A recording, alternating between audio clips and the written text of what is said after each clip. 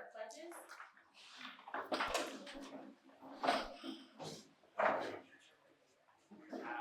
Allegiance to the flag of the United States of America and to the republic for which it stands, one nation, under God, indivisible, with liberty and justice for all.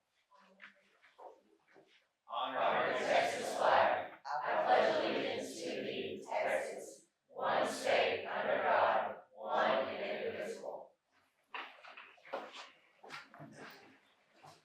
Alex, you might say a prayer for us. Lord, just I ask that you be with us tonight. Lord, put your hand on us and let us make the best decisions we can from Mount Vernon. Lord, I pray that you watch over the students and the teachers and the staff for the rest of the year. In Jesus' name, amen. Amen. And yes, I want to introduce, we have, if y'all notice in the room, our FFA officers. This is, and Mr. Sanders and Ms. Dixon, they work this out every year. We love having y'all to come and observe and be a part of our meeting and also show us what y'all get to do. I think it's really cool. So with that, do y'all want to do y'all's opening and kind of step back and show us how y'all start y'all's meeting?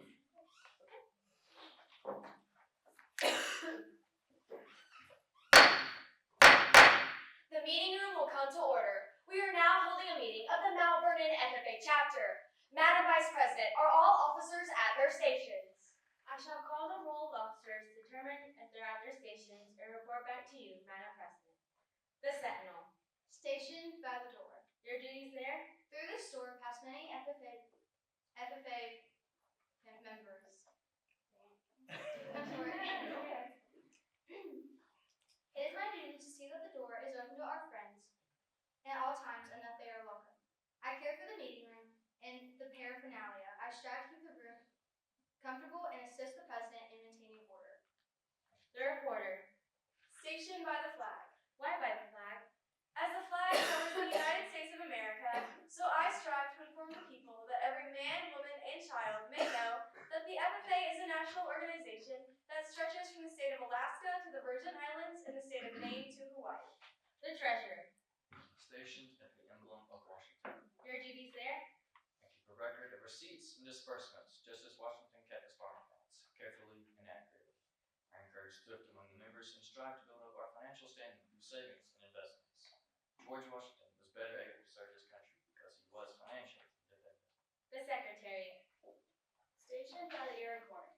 Your duties there? I keep an accurate record of all meetings and correspond with other secretaries wherever corn has grown and FFA members meet. The advisor. Here by the owl.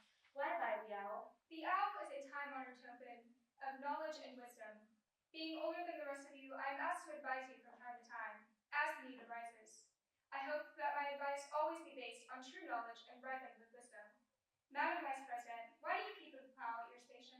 The plow is a symbol of labor and tillage of the soil. Without labor, neither knowledge nor wisdom can accomplish much.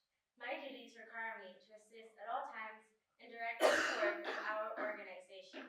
I preside over meetings over the absence of our president, who is beneath the rising sun. Why is the president so stationed? The rising sun is the token of a new era in agriculture. If we follow the leadership of our president, we shall be led out of the darkness of selfishness and into the glorious sunlight of brotherhood and cooperation. Madam President, all officers are at their stations. Thank you, Madam Vice President. The Secretary will call the roll of members. There are 7 members and not a 30 guests present, Madam President. Thank you. FFA members, why are we here? To practice brotherhood, honor agricultural opportunities and responsibilities, and develop those qualities of leadership which an FFA member should possess. May we accomplish our purposes. I now declare this meeting of the Mount Vernon FFA chapter duly open for the transaction of business or the attention to any business which should properly be presented.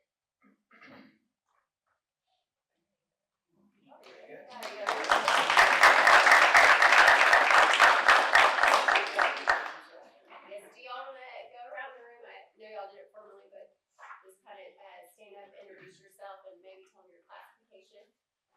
We'll start with Bentley. I'm the reporter. I'm Lorena Castillo. I'm the vice president.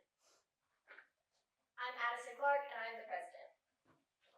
I'm Gabrielle Smith, and I'm the secretary. I'm Monica Self, and I'm standing in for Kaylee Eubanks, who is our student advisor. I am Sawyer Dill, and I am the treasurer.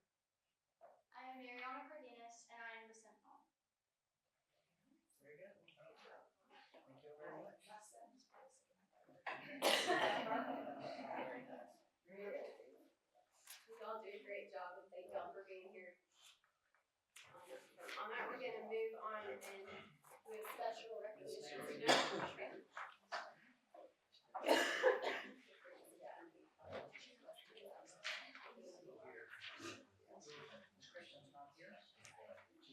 Okay.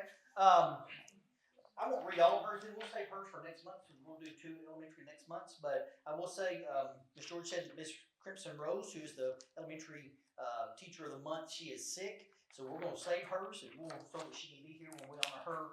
We'll do her next month as well. Next month. All right. So we'll move to the middle school. If I could have Ms. Winkle come forward, please.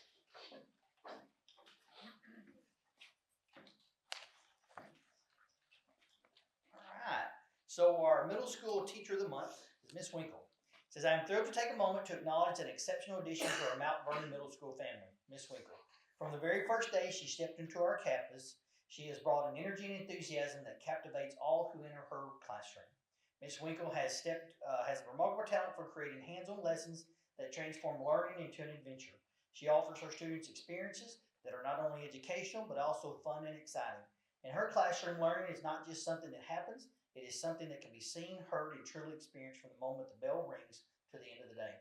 Beyond her dynamic teaching style, Ms. Winkle embodies the spirit of positivity and collaboration that we strive for at Mount Vernon Middle School. She is always willing to go above and beyond to ensure that our school is the best it can be, a place where every student feels valued and inspired to learn. Let us all take a moment to appreciate the incredible impact Ms. Winkle has made on our campus. Her dedication and passion for education are truly commendable, and we are so fortunate to have her as part of our Mount Vernon Middle School family. Thank you, Ms. Winkle, for everything you do. Here you go. Congratulations. Picture. Move here in front of you.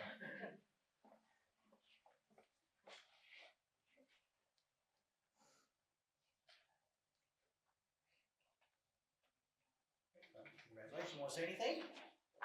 I'm just very, very happy to be here at Mount Vernon. This is my first year here, and I'm just thrilled to be here. It's been such a wonderful experience. Thank you, Ms. Peggy. But yes, I'm very, very happy here. We're glad you're here as well. Thank you you very much. much. Yes, ma'am. Congratulations.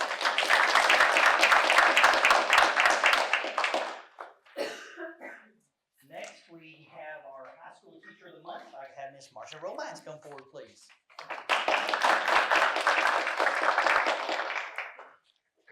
This is not her first year here. She's been with us for a while, thankfully. Since her return to Mount Vernon High School, Ms. Romines has made a remarkable impact on both our campus and our students. Her unwavering work ethic is evident as she dedicates her time to working with students before and after school, while also ensuring that she is always prepared to provide high-quality instruction in her geometry and algebra 2 classes. Ms. Romines has a remarkable ability to engage her students in the learning process. She employs a variety of teaching methods and interactive activities that spark curiosity and enthusiasm for math. By integrating real-world applications into her lessons, she makes complex concepts more relatable and easier to understand.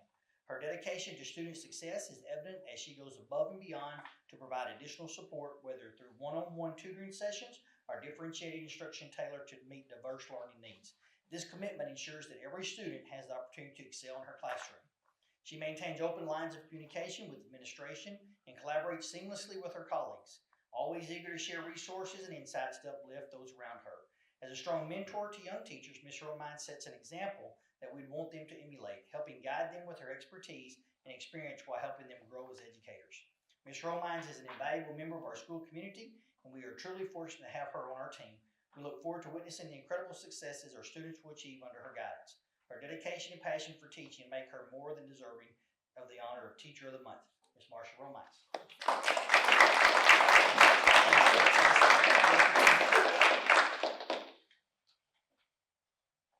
Very Good. You want to say anything? So I hope I live up to that. Well, you do every day. And next, Miss Lyric, she is not here either, is she? On baby watch, that's right. So our support staff, and I will go ahead and read hers because she probably won't be here next month. But Lyric Kaufman is our February support staff nominee. Lyric is a Mount Vernon ISD graduate, stepped up in a very big way this year. She willingly agreed to start the school year in her first grade classroom while we waited for Miss Christenberry to return to Mount Vernon Elementary School. Lyric took on the role of teacher, attended summer training so that she would be prepared, ready for the classroom, and ensured a smooth start for a group of first grade students. She worked with the first grade team so that she could step into the classroom to execute the lessons. She was in store for a huge learning curve, and we could not have been more pleased with her performance. She poured into our first graders in her care and continually sought out ways to meet their needs. She did all of this while in school herself, preparing to one day become a teacher. She is now serving as a parent in pre-K classroom where she continues to make a difference. We look forward to the day when we can hire her as a full-time classroom teacher where she will no doubt continue to make a huge impact on our students. So our sports staff member of the month is Miss Lyric Kaufman. So we have one other one. I'm going to ask Mr. JP if he will come up. He has a special presentation to make tonight, our special honor. Blake, want to come up here?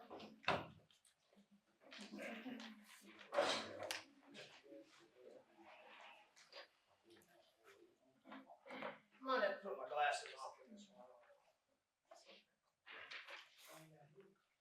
On Monday, January 27th, 2025, Officer Blake McClure was requested by Mount Vernon ISD staff to conduct a welfare check on an employee that had failed to report to work.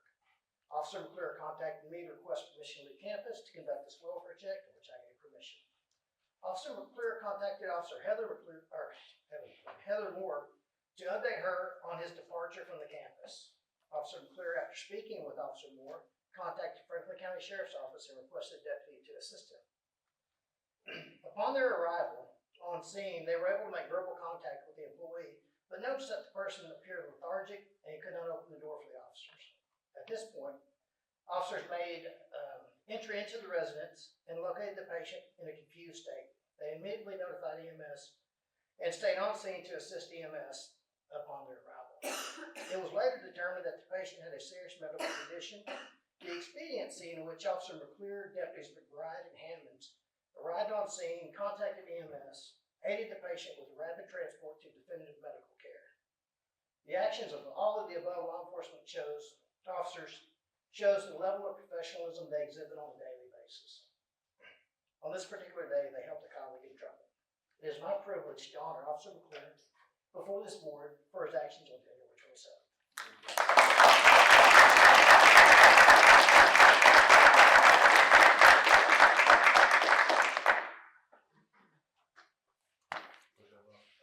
Thank you, Blake. Appreciate you doing that. Absolutely. No, we need it. Thank you.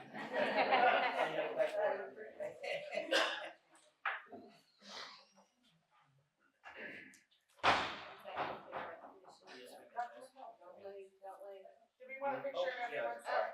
Sorry.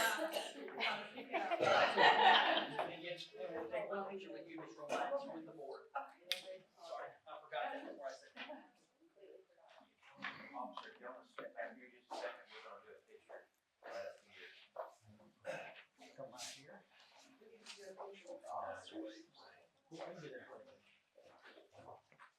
That's all it's remembering. Yeah. That's all I know.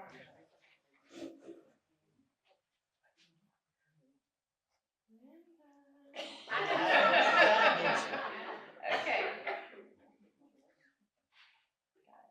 Very good. Ladies, again, thank you very much. Thank you.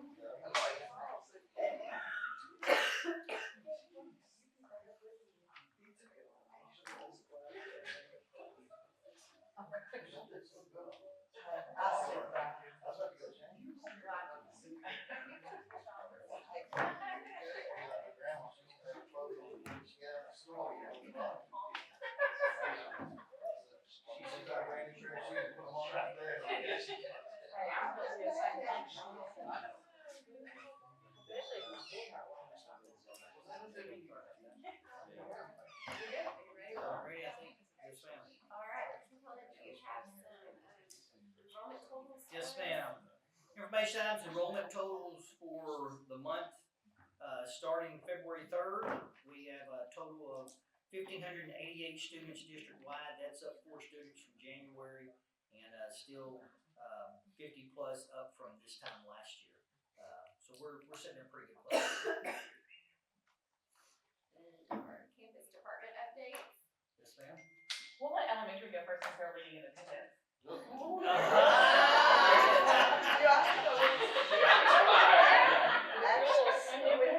I'm just calling it out before it gets called out. That wasn't even on my list.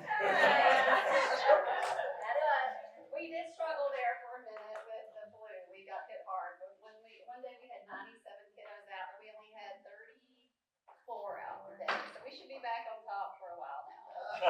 You're welcome. Please keep it count. So we have finished up all of our middle of the year assessments, for kinder through second grade. As we shared at the beginning of the year, assessments, our K2 is not exactly where we wanted to be in reading. We did show some growth with our in-class results, not the growth that we wanted.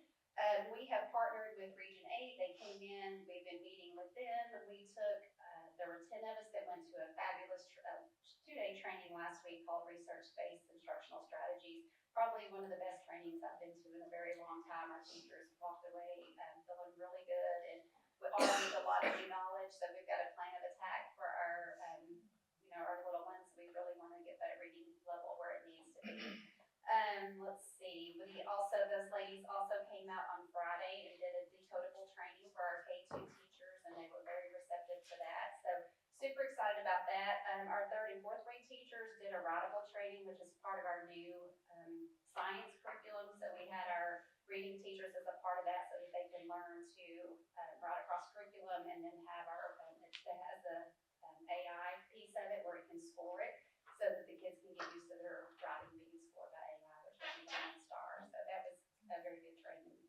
We recognized our student awards for our character trait this month was perseverance, and we recognized our Tiger leaders. We've also had the chance to recognize all of our UIL team participants and their awards.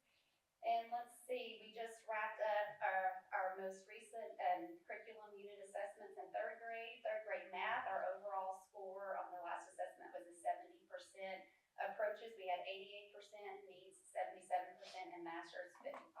Super proud of that, masters. 3rd grade reading, overall 70% score, approaches 97, needs 82, masters 52. Again, that meets and masters. We're super excited about those.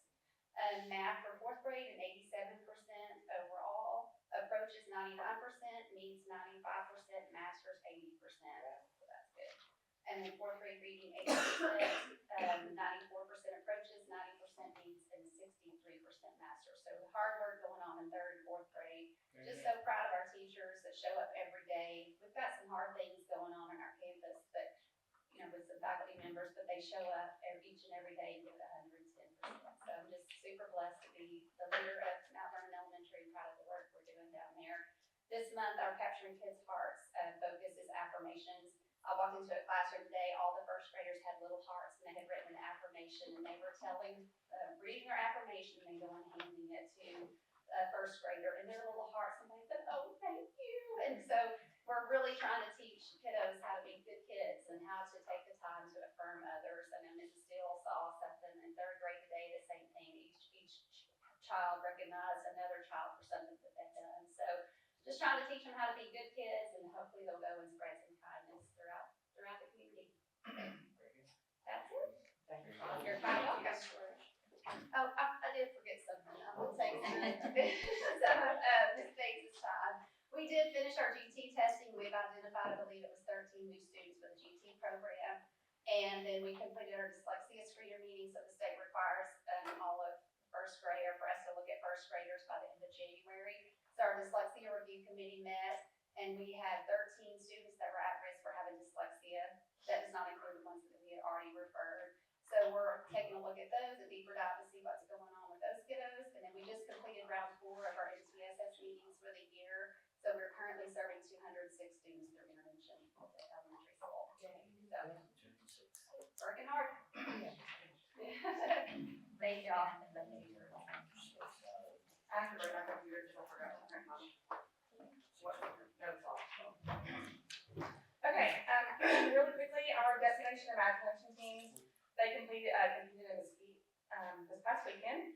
my understanding that of our students coming in, only one other 3A school, the rest were 4A, 5A, 6A schools. They were big schools, much larger than our little 3A school. So we ended up with 3 teams going and all 3 placed. We had a technical challenge team that placed second.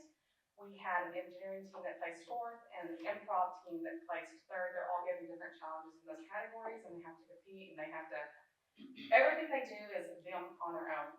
So Ms. Clinton is our coach and she can't help them. She can't provide any, it is all them. So they did that. With our second place technical team, getting second place, obviously they qualified for the state competition on March 28th and 29th at UC Arlington. So they will be going into that. Really super excited. We'll have them. I know last year they showed y'all kind of at one of y'all's board meetings what they did. We'll have that later on when they're done preparing for that state competition. I do want to give a huge shout out to Ms. Clinton. She works really hard. She gives up her lunchtime. She gives up before and after school. Fridays when we're not supposed to be working, she's up here with us kids working. So big kudos to her for that. Ms. Talsma and Ms. Winkle, they had their science students complete science fair projects.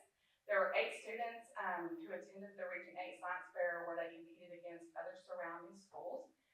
They had to answer questions and present, and very intimidating for 5th and 6th graders. But out of those 8, we had 3 6th graders that placed. They did very well. So those are really neat. I'm going to have them one day when we can plan to bring their stuff up because they want to show those off too. So our 7th grade boys and 8th grade girls, they I think ended the year, their basketball year as district champs. So proud of them for sure.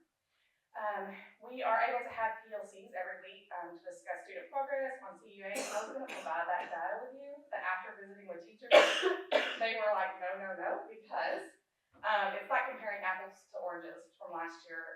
We've had so many changes in our teams and stuff like that, so they were like, no, let's give you a little bit more time to get some data, and they'll show that to you. But anyway, based on those conversations, students are making adequate progress, and they're happy and content with that.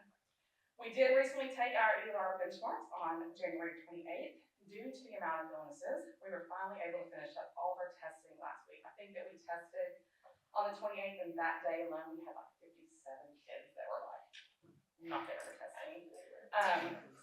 And then we take that and do 57 kids trying to catch up. So it's been a rough couple of weeks for us trying to get caught up. As most of you know, there's constructive responses on those, so the teachers have to read through each one of those and grade them, and they're very subjective. We have the rubrics that we have to go by, but our teachers are pretty tough on our kids because they know what they're capable of. I do have those for you, so you can look at them. Overall, we're happy with our benchmark scores. I do have it broke down in comparison to our STAR scores last year. You can see with the green, everything's gone up. The same kid, like their 6th grade started. We just did the overall, the grade.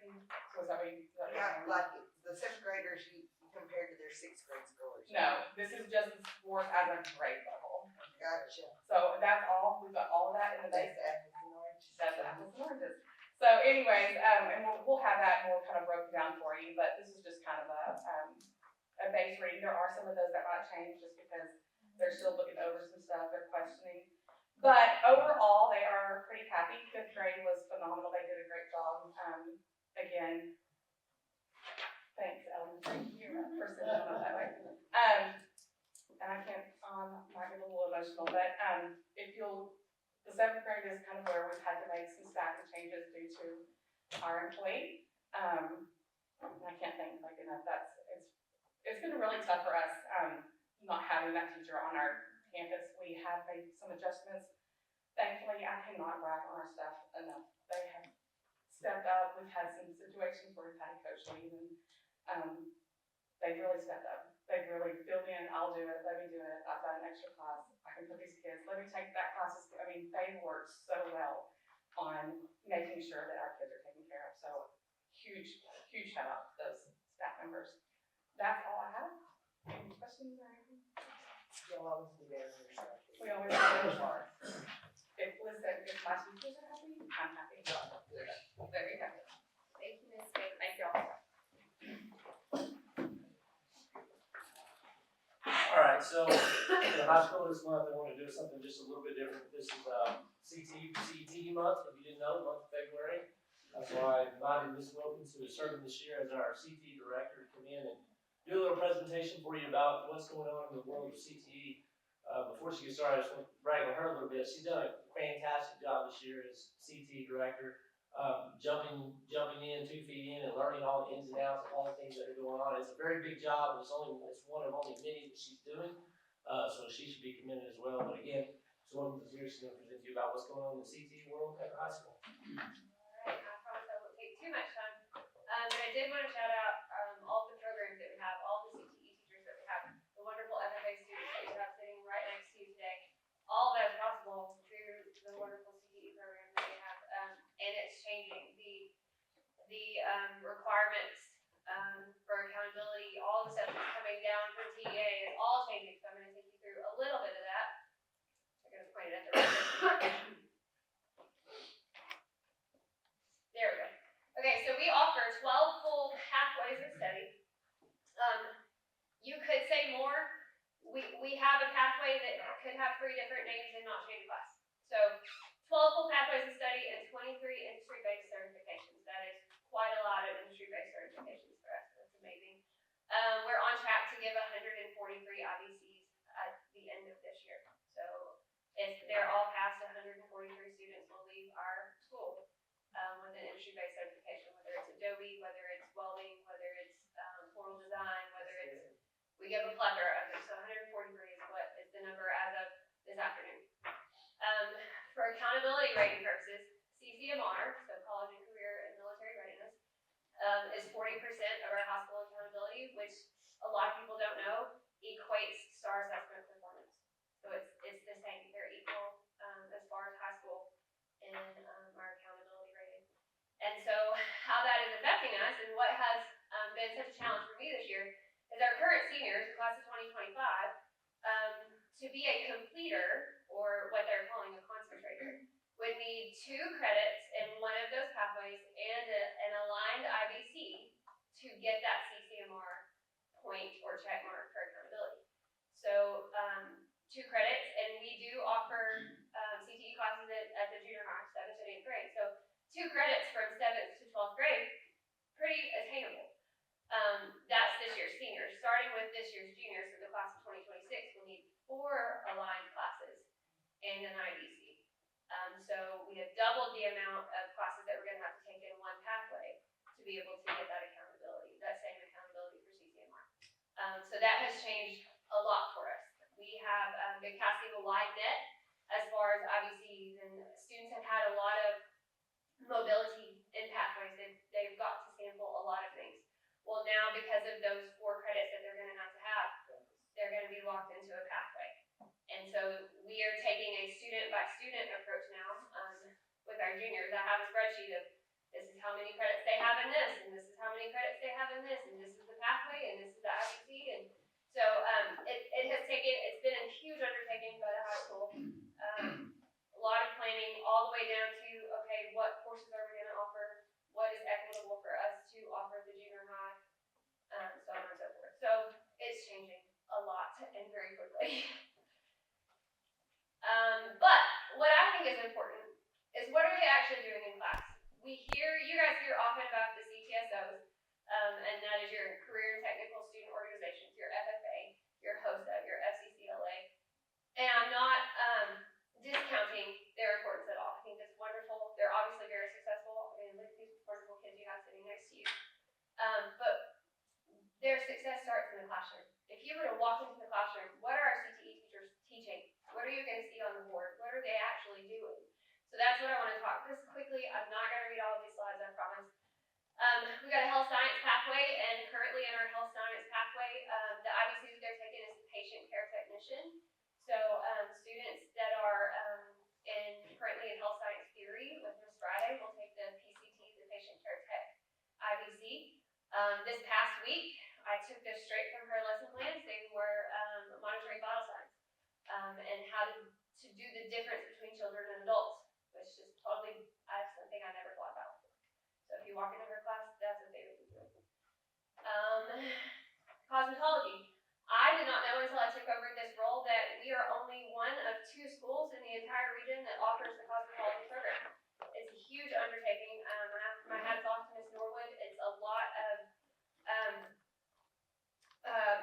talking with TDLR, the licensing that comes in, they have complete control of her program.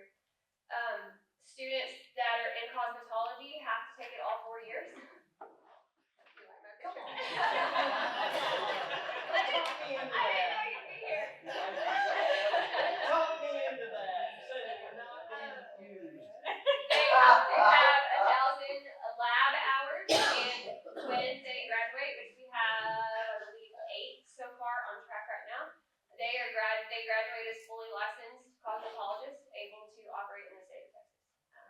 And they have to be 18 when they take that test. That's why some of them we have to wait until the summer until they have their birthday before they can test.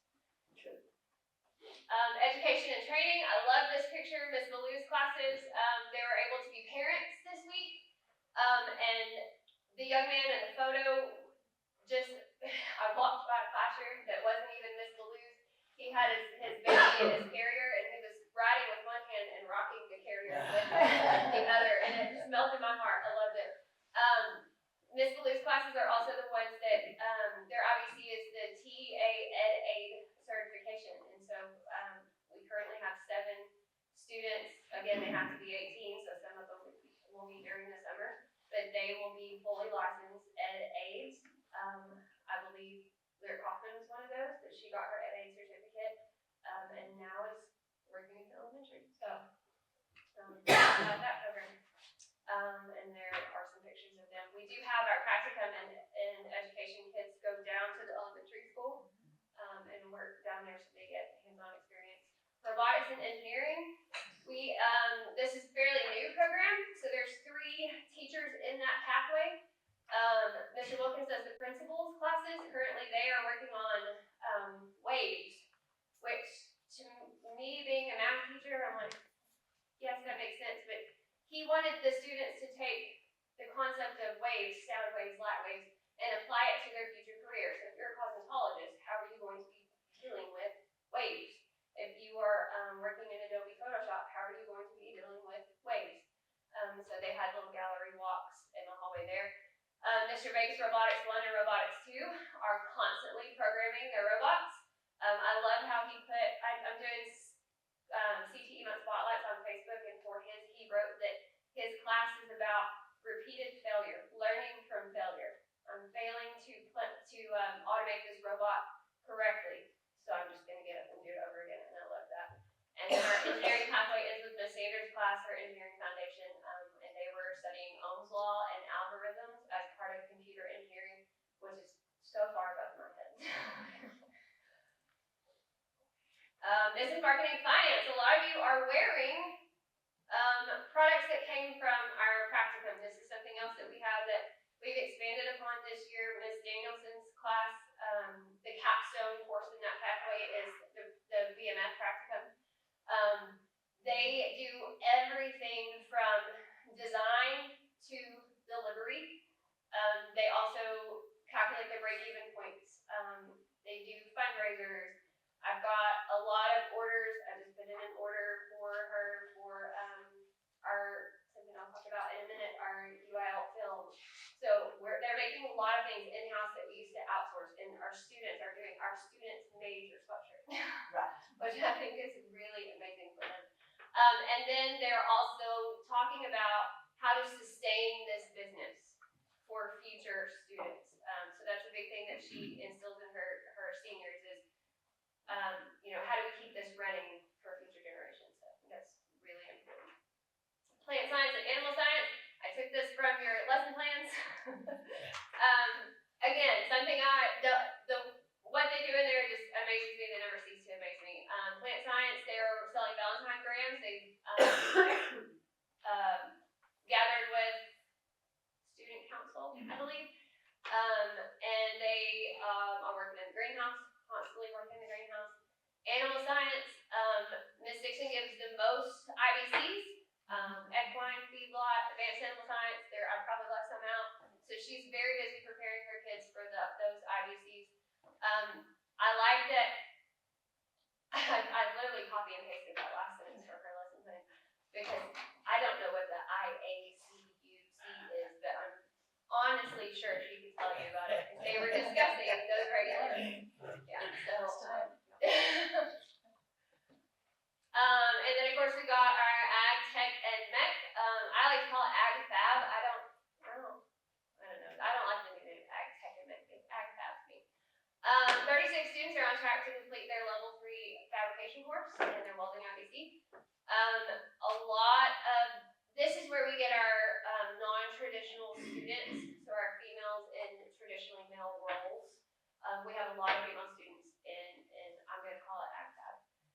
And also Mr. Ingram has had a unique obstacle this year of having very, very large classes. 38, I think, was the number that I got this morning. It would probably be a lot more if we actually allowed everybody to take, we didn't have to limit it for obviously safety reasons. And then of course, when I made this, the old ag shop, they were moving things last week and now it's not there. So that new ag shop has created a lot of buzz. They're really super excited about that and all that is coming with that. Graphic design and interactive media, Mr. Silvis and Mr. Thomas. Our UIL film students who are in this pathway. I don't know if you've heard, but we were in semifinals and we have made it to state. We are one of 6 groups from Group 3A that have made it to state. So these students are doing wonderful things in their classes. They take 3 different IBCs, all for Adobe, Photoshop, InDesign, and Premiere Pro, and I don't know the difference between those 2 things. So Mr. Silvis does. And then our commercial photography. We've got photography 1, 2, and a practicum. This is also where our yearbook students come in, and they are the students that took the pictures that were in the slideshow. They're also doing headshots of our CTE teachers for those CTE spotlights that'll be on Facebook. They're setting them up on a green screen, editing the backgrounds. They've completely taken over that. My 2 practicum in photography students, I give them an idea and they run with it, and you can see the excitement in their eyes. It's just wonderful. And lastly, we got some upcoming events. There's way more than this. On February 18th in this room, we have our annual CTE Advisory Committee meeting. March 6th is our 8th grade parent night, where a lot of our 8th grade parents learn about these pathways for the first time. And then March 26th is our 2nd annual College and Career Expo. So if you guys can spread the word about that, that would be great. Thank you very much.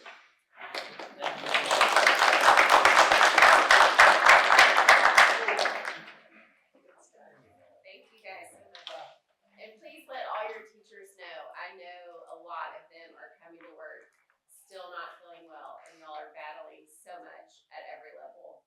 Please let them know we appreciate them and just staying to the grind, especially when it's really hard. So thank you for us. All right, and then next we have our construction update. Yes, we have Lou still connected? Yes, sir. How are you? Good, thank you. Go ahead, Lou. Good evening. Our middle school edition will start with Unit A, which is our middle school edition. We are currently installing framing and the sheetrock. I don't know if you've been over there on the north side. We've also started prepping and forming the stairs. And I believe at the end of this week, permitting weather, I think for the stairs according to Dustin this week. And we're also installing the roofing. We've also done a fire lane on that side. I don't know if I mentioned that last month, but we've got that poured over the last couple of weeks. So they're still moving, percent on that side, and tying into the existing building as well up against the middle school. So that's the middle school edition. The Unit B, which is our auditorium foyer area. If you guys have been over in that area, we're finishing up the trophy case. I think they're staining it this week. And then there's some lighting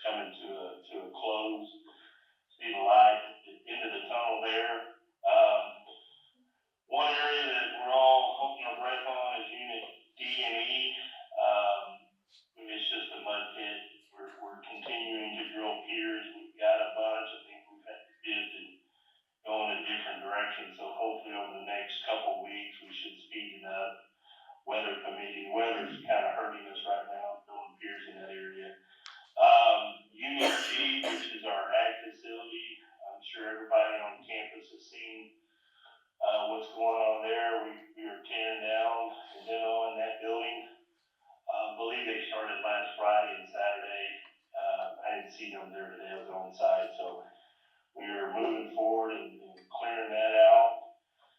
And just giving everybody a heads up, Unit F with the corner of the high school, that front entry, we're gonna start demo, spring break week. So that is the construction update that I have as of today. Any questions for Lou? Lou, we appreciate you. Thank you, sir. No problem. Y'all have a good evening. Thank you. Hellas side, still a few minor things they've got to still take care of on baseball, softball, to be able to finish up there. Still not signed off on that NAR made final payment on phase 2. Phase 3, I know they were there yesterday and there today, having some drainage issues on the concrete around the restrooms concession, or both restrooms. So they've come in and working on cutting some grooves in there to make the drainage better there. They're still they've got the form poured on the visitor dressing room.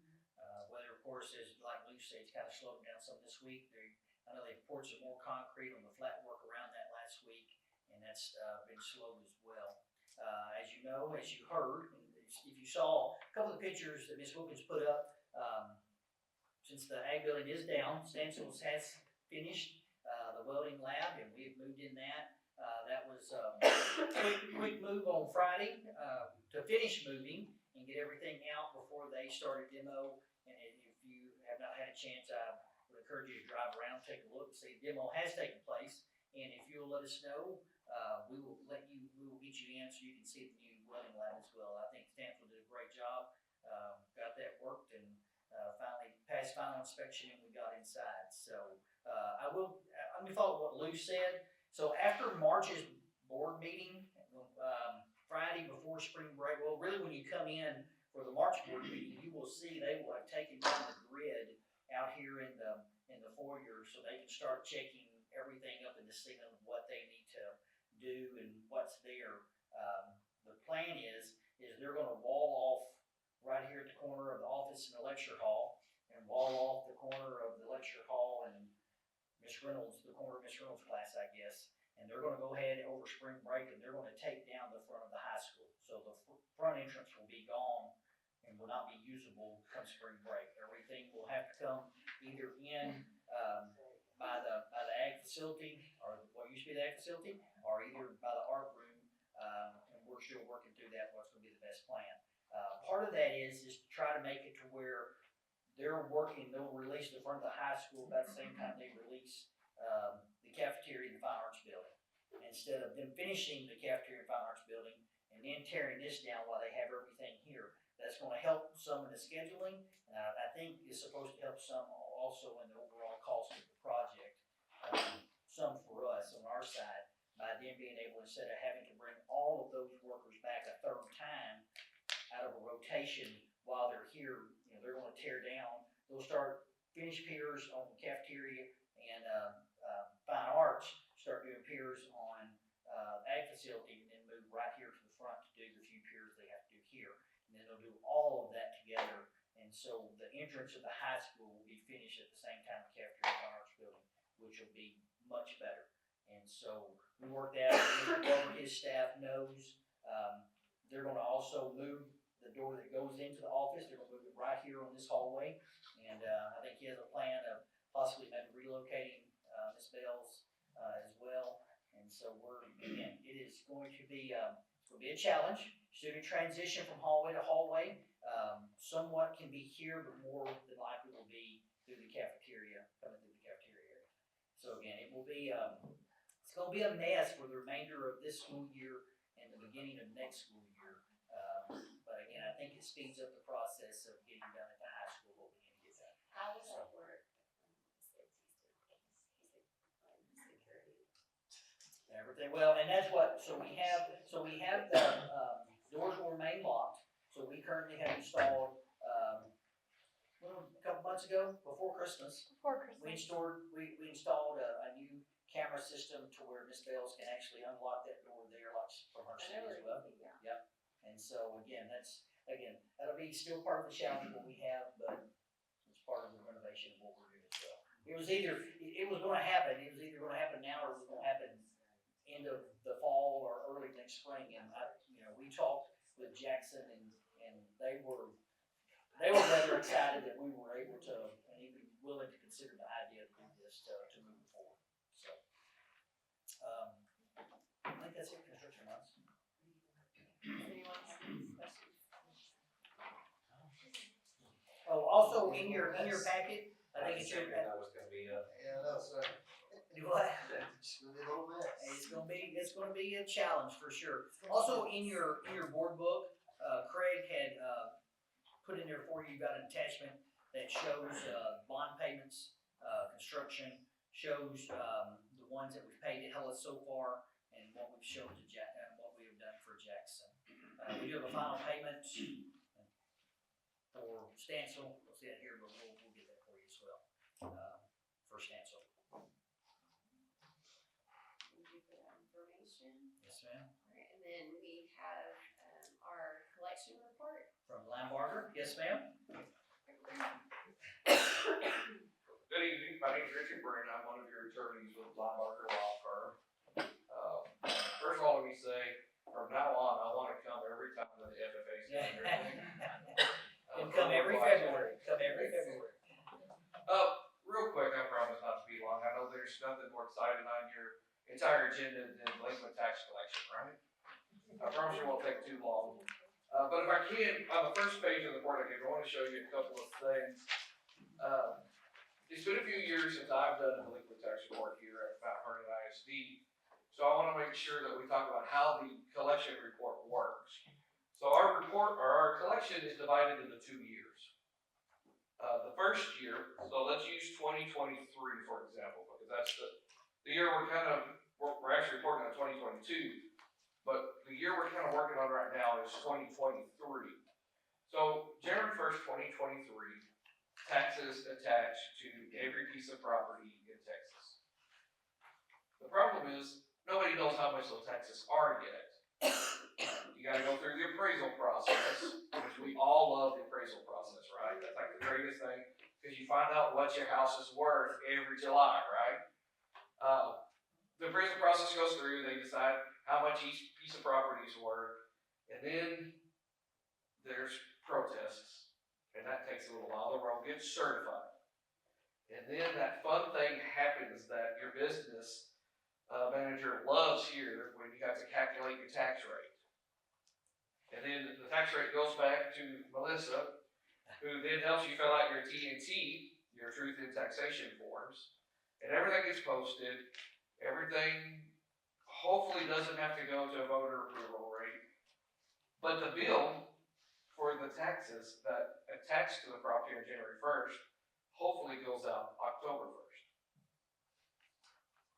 And then from October 1st to January 31st of the year, taxes are due. January 31st wraps us around the year 2024. The 2023 taxes are due before January 31st of 2024.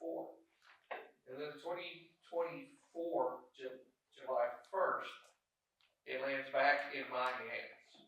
That's whenever I'm finally getting a chance to go and collect your delinquent taxes, which actually attached to the property all the way back into January 2023.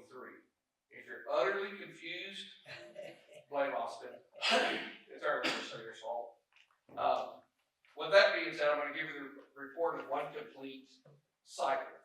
So what I'm going to report on is the January 2022 taxes, which we received in July 1 of January 2023, and we finished that collection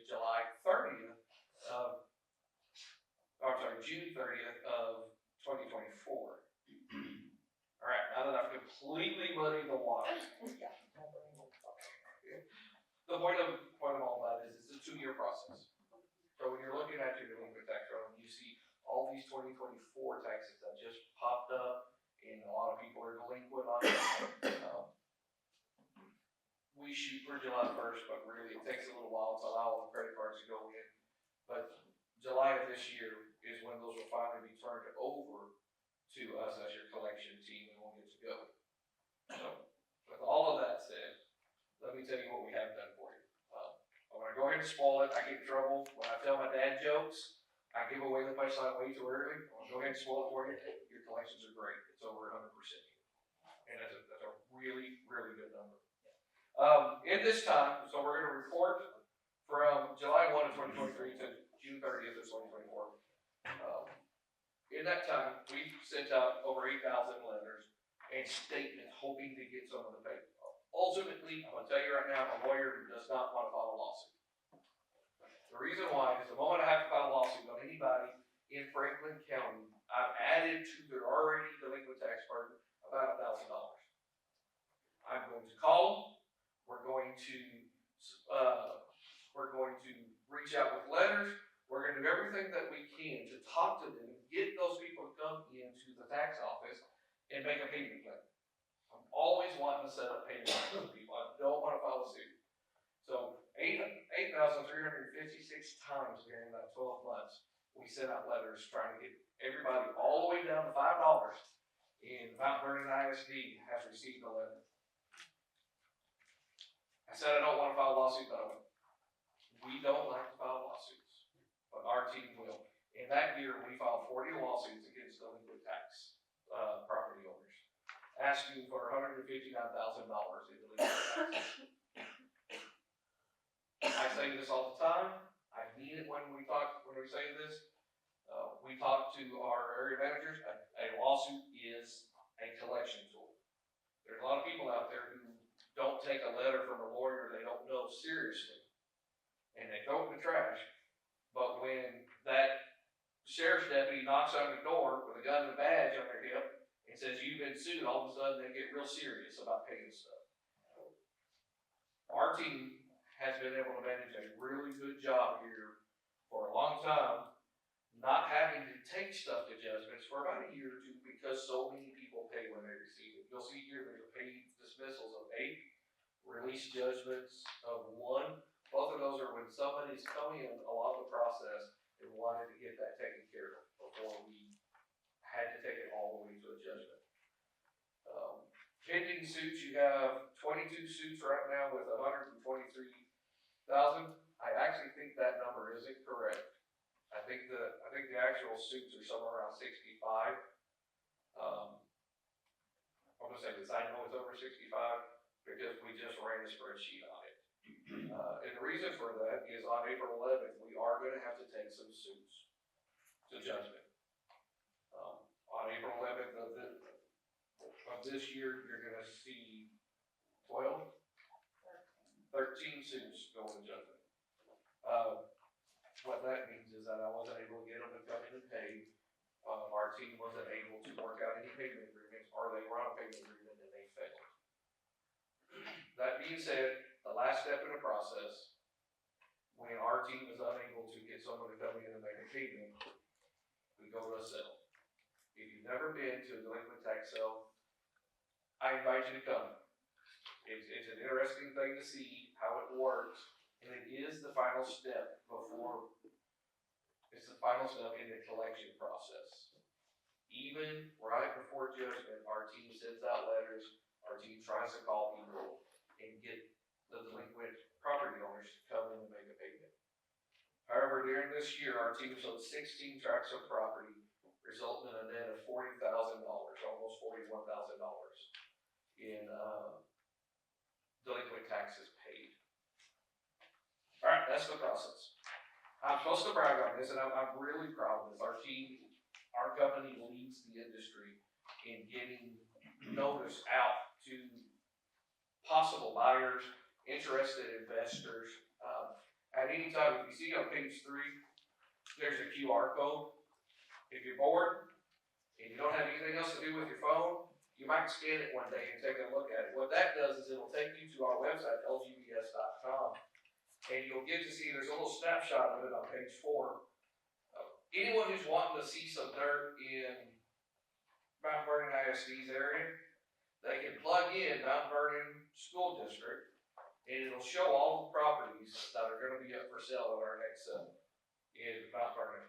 It drives people in. We have a very robust must sell, that works very well. As I said, we sold 40 properties in the past year for it.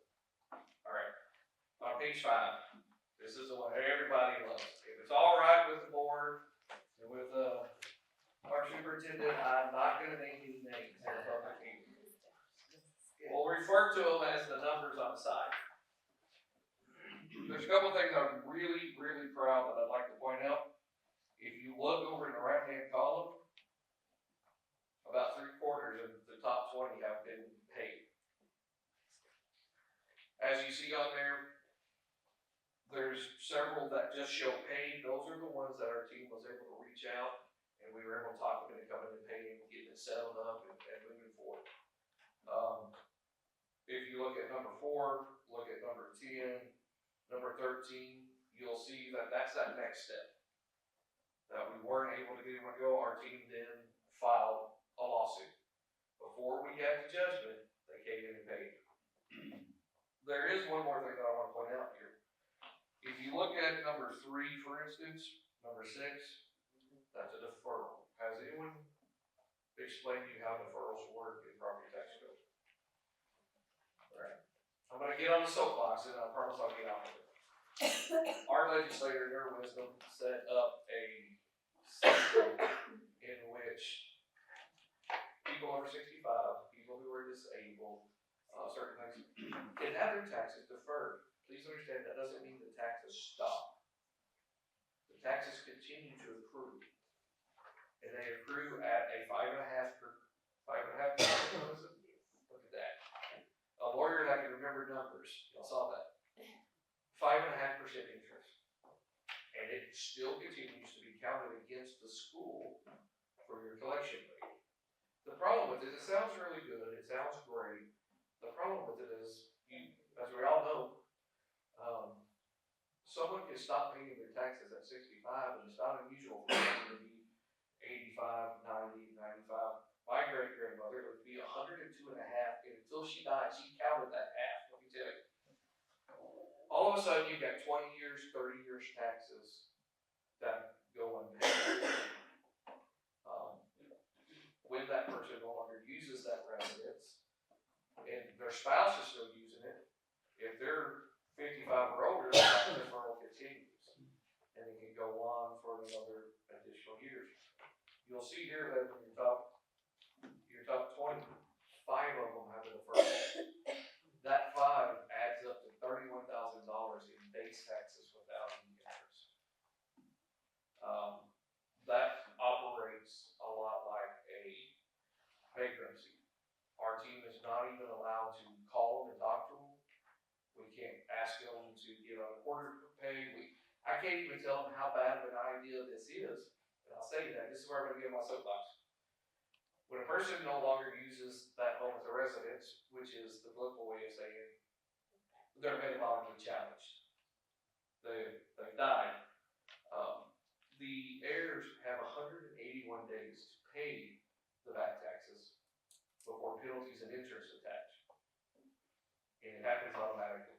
On 181 days, you can imagine what that penalty and interest at 20% will do going back 25, 30 years. It just destroys the state. It destroys the anything that you may want to put up and save for your children. I'll get off of my soapbox now. I think it's a painful thing to have done. But in your top 25 of them, I can't even talk to them. I can't reach out and get over them. My boss likes to say that there is about a third at any time of your tax roll that is stayed from us being able to collect. The other 67 is what we're working on. And out of that 67%, I'm happy to announce that the Mount Vernon ISD TA collection rate, this is what you guys pay an outside firm to come in and audit your books. They put it into the TA as the J1 rate. All this is a graphic of the J1 over the last 5 years. So these are your numbers that you guys have put down to Austin with the TA, and they publish it. And it's 100.762% average over the last 5 years. That means that between current collections and legal collections, we've exceeded your tax levy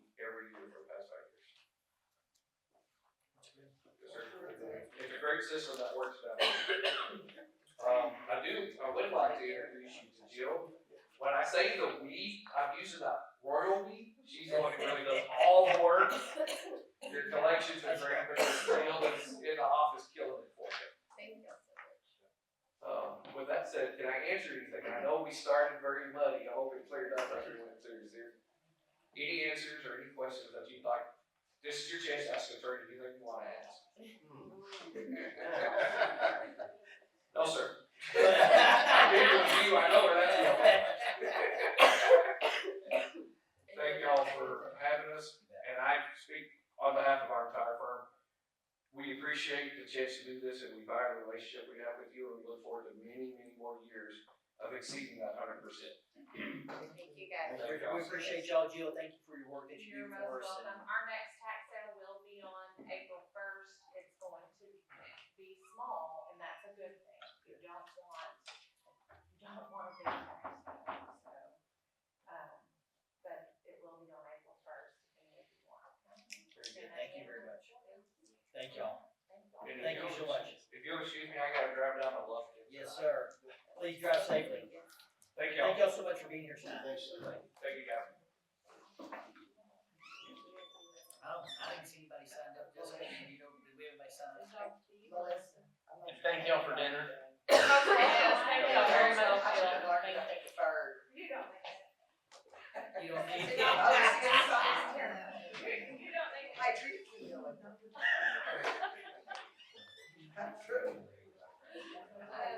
All right, we're gonna move on to number 6 on our agenda. Consider the approval of consent agenda. Do I have a motion to approve the consent agenda? Motion made by Aaron. Do I have a second? Second by Linda. All 4. No.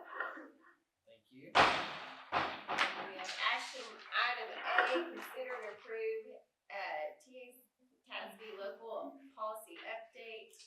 Do I Yes. have to read all of them? No, you don't have to.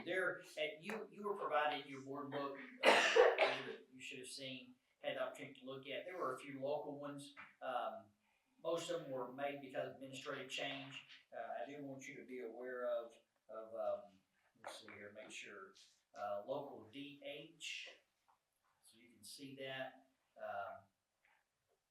DH local, this, covers the provisions addressing tobacco and e-cigarettes are recommended to revision to include nicotine products regardless of whether the product contains tobacco. This language aligns with the language included in the model employee handbook. So that change will be there. So tobacco, this is DH, page 4 of the attachment. Yes, ma'am, that's okay. So for that, also we had one local for student welfare, FFG, which is going to be on page 6, I believe. Top of page 7. What you'll see there is that under reporting child abuse and neglect, a new subsection on oral reports is recommended to comply with revisions to the Family Code and Administrative Code. That the person reporting must provide their name and contact information when making the report. Policy still states that the identity of a person making a report of suspected child abuse or neglect shall be kept confidential and disclosed only in accordance with the law. But again, that is a change for reporting that I want you to be aware of as well. And then one other one on the community relations piece.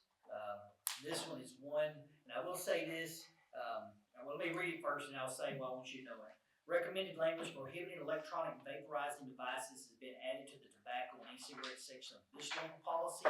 And what that deals with is what we found is, as a board, you approved a couple of years ago for us to have vape sensors put all throughout the campus, which we still have hits occasionally from students vaping. But from what I understand from our administrators is the weekends with little drippers goes crazy. So what I mean by that is that we are having folks, and we'll do a better job, we've talked about this, we will do a better job of communicating that with our parents, but that becomes board policy, and since we are a tobacco-free, drug-free school zone, I mean, while they're here, that should be taking place as well. And so again, it's not really something that we want to have to get JP or Blake or any of them involved in. but it does become policy, and again, it's law. So again, we'll do a better job of communicating with little dribblers so they can communicate with parents. But I did want you to see, and that's kind of the main part. Some of the other changes are wording or changes based upon new administrative or legal code. So, be glad to answer any questions that I can if you have something that you saw that you have a question about. If not, I'd make a recommendation to approve those as presented. Are there any questions? Do I have a motion to approve the local policy updates? I'll make a motion. Motion made by Kyle, is there a second? Second. Seconded by Josh, all four. 7-0. Thank you. Thank you all. And then action item B, consider and adopt order for the May 3rd, 2025 general election. Yes, ma'am. It's time to call the election. We do have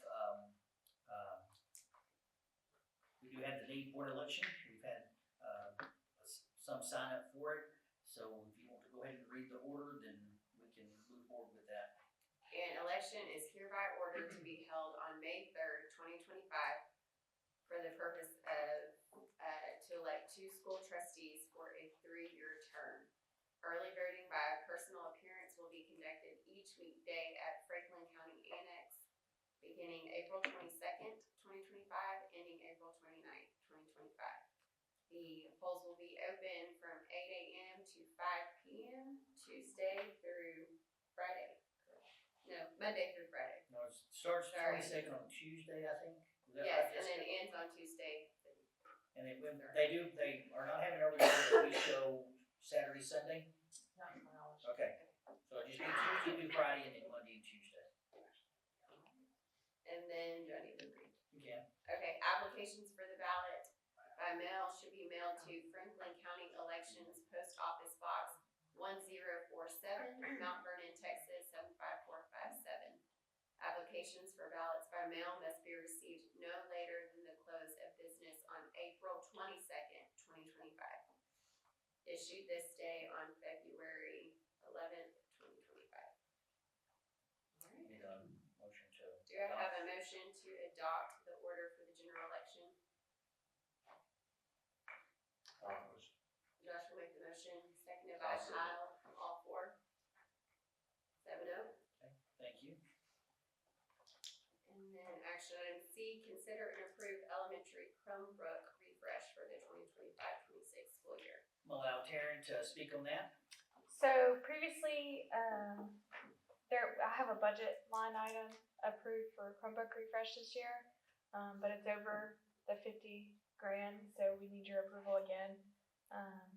And then we have bilingual money that will be reimbursed after the Chromebooks are here to refresh for bilingual classes as well. And the reason for the refresh at the elementary is because the current Chromebooks expire. Yes, some of the Chromebooks that are currently there expire June. So we're gonna refresh those so that they go for another 7-8 years. Anyone have any questions for Taryn on that? Total price on that we're recommending is one that is setting at $66,000. We received 3 bids. One was $66,000, one was $83,100, and the other one was $97,800.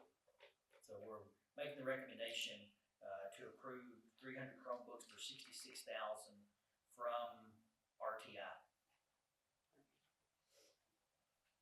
Do I have a motion to approve the elementary Chromebook refresh? Motion made by Kathy, do I have a second? Second. Seconded by Aaron, all four. 7-0. Thank you very much. And we're about to convene into closed session, but before we do that, we'll have the FFA officers do y'all's closing for us. Madam Secretary, do you have any further business that should now be transacted? I have none, Madam President. We are about to join this meeting of the Mount Vernon FFA chapter.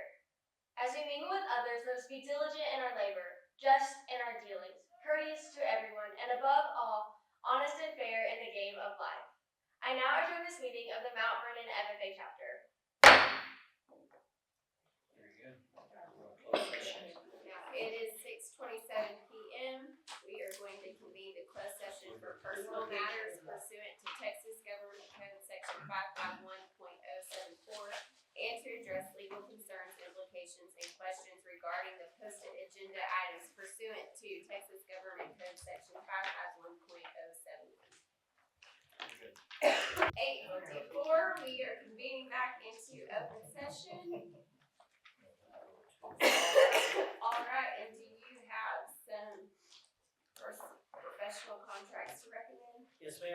like to recommend these administrative contract renewals for the following personnel. Craig Watson, Karen Duncan, Craig Craver, Travis McLean we already had last month.